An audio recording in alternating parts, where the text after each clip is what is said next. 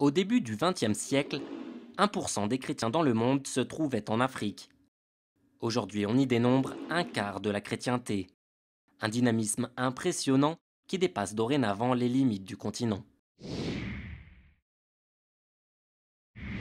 Avant 1860, une première vague de missionnaires chrétiens atteint les côtes de l'Afrique. Ils accompagnent à l'origine des esclaves noirs libérés qui retournent à leurs racines. Le mouvement débouche sur la fondation de Freetown par les Européens en 1797, puis de Monrovia par les Américains en 1824. Cette christianisation initiale passe par les ports négriers et commerciaux, les comptoirs, souvent situés aux embouchures des grands fleuves, Sénégal, Niger, Congo, Ogooué, Zambèze.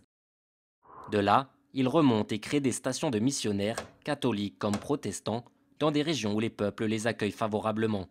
Ailleurs, les négriers musulmans s'opposent aux missionnaires, limitant leur pénétration au Sahel, dans le centre et l'est de l'Afrique, ce qui marque une première limite de la christianisation. Dans la seconde moitié du XIXe siècle, l'Afrique connaît une nouvelle vague d'évangélisation au moment de la colonisation. L'Afrique centrale connaît une forte poussée chrétienne, au Congo, en Ouganda, au Tanganyika, au Lesotho, autour du fleuve Zambèze et sur l'île de Madagascar.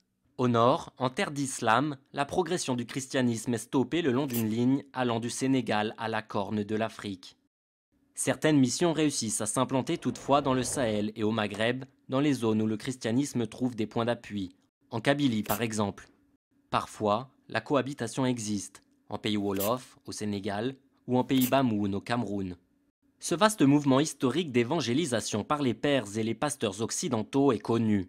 Ce qui l'est moins, c'est le renouveau chrétien des années 1970-1980, marqué par l'essor de l'évangélisme.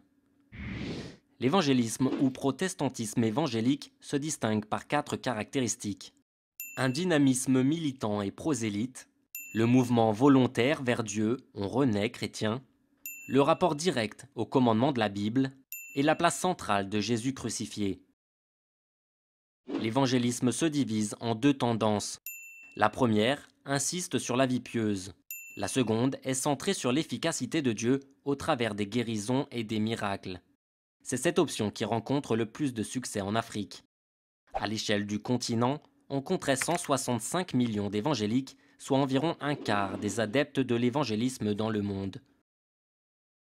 L'évangélisme en Afrique renvoie à une histoire en réalité ancienne qui prend pied par exemple en Afrique de l'Ouest où il se développe au début du XXe siècle.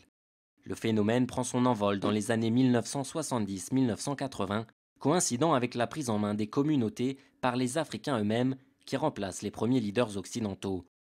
On peut citer l'église de la Pentecôte au Ghana ou au Nigeria, des églises très puissantes qui ont émergé surtout dans la zone de peuplement Yoruba.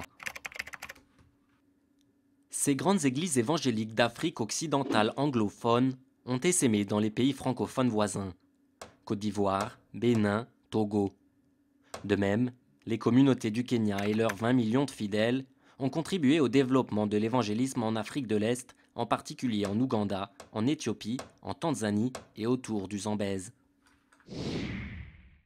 Le résultat aujourd'hui est un dynamisme religieux, un foisonnement extraordinaire de mouvements qui se concurrencent, se mélangent, se complètent. Participant de cette profusion, il convient de signaler l'existence d'églises indépendantes afro-chrétiennes, les haristes en Côte d'Ivoire, les kibanguistes au Congo, le christianisme céleste au Bénin, les tokoïstes en Angola. Ces groupes professent un christianisme inventif, recyclant volontiers les rites magiques traditionnels ancrés autour de lieux sacrés. C'est le cas du mouvement Luzolo Amour, actif au Congo et dans les pays limitrophes, surtout dans l'ère d'expansion de l'ancien royaume du Congo.